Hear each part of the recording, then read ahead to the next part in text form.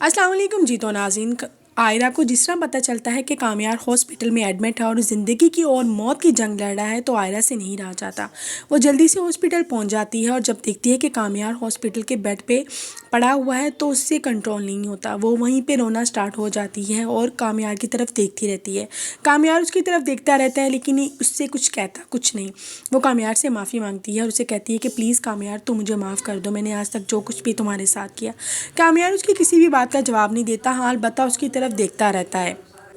यहाँ तक कि आयरा उससे अपने प्यार का इजहार भी कर देती है। वो कहती है कि तुम यहाँ पे लेटे हो तो समझ लो तुमसे ज़्यादा तकलीफ़ मुझे भी हो रही है।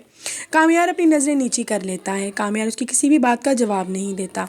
वो जैसे देखती है कि कामयार उसकी किसी भी बात का रिस्पॉन्स नहीं देता तो वो रूम से जाने के लिए खड़ी हो जाती है। वो जैसे रूम में जाने से बाहर निकलने लगती है तो पीछे से कामयार की उसे आवाज़ आती है, आयरा। आयरा पलट के उसके पास जाती है तो कामयार कहता है कि आयरा, मैंने सब कुछ भुला दिया और मैं दोबारा तुम्हें एक्सेप्ट करना चाहता हूँ। आयरा जिस तरह उसके मुंह से इकरार सुनती है, आयरा बेहद खुश हो जाती है। उसके बाद आयरा वहाँ से खुश होकर चली जाती है। उतनी देर में दादी रूम में आती है। दादी उसे कहती है कि देखो, आयरा तुमसे बेहद मोहब्बत करती है, इसलिए तो वो इतनी दूर तुमसे मिलने के लिए यहाँ पे पहुँच गई। कामयार की दादी की समझाने का असर ये होता है कि कामयार आहिस्ता आहिस्ता बिल्कुल ठीक हो जाता है। वहाँ पे आयरा जैसे ही घर पहुँचती है अपने माँ बाप के आगे डिमांड रख देती है कि मुझे कामयार से दोबारा शादी करनी है, क्योंकि मैं कामयार के बिना अब नहीं रह सकती। और जो कुछ भी हुआ है वो तो हमें पता चल ही गया है कि ये सब खावर और फ़ायदा की हुई हरकत थी। वहाँ पर जाके कामयार भी अपने माँ बाप से बात करता है कि वो सिर्फ़ और सिर्फ आयरा से ही दोबारा शादी करना चाहता है। कामयार के घर वाले खुशी खुशी इस बात पे राज़ी हो जाते हैं। दोनों तरफ खुशी का माहौल होता है और आयरा की शादी की डेट भी फिक्स हो जाती है।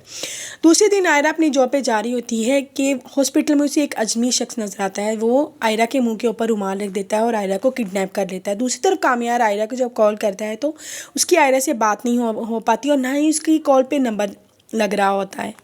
जैसे ही कामयार की आयरा के साथ कांटेक्ट नहीं होता तो वो बहुत परेशान हो जाता है। फिर वो आयरा की दोस्त को कॉल करता है। जैसे ही वो वहाँ पे उसके साथ बात करता है तो वो लड़की आगे से रो रही होती है। वो उसे कहती है कि कामयार, आयरा का किडनैप हो चुका है।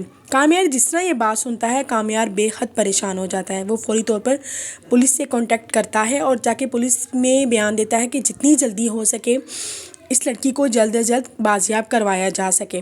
दूसरी तरफ पुलिस फौरी तौर पे अलर्ट हो जाती है आयरा को ढूंढने के लिए। उतनी देर में कामयार इरफान साहब को कॉल करता है और बताता है कि इस तरह आयरा का किडनैप हो गया है। सारा घर माहौल बहुत ज़्यादा टेंशन में आ जाता है क्योंकि आयरा का कुछ भी पता नहीं होता। इसी तरह ही टेंशन और सनसनीखेज माहौल में ड्रामे का एंड हो जाता है। देखते रहिए मेरी ज़िंदगी है तो।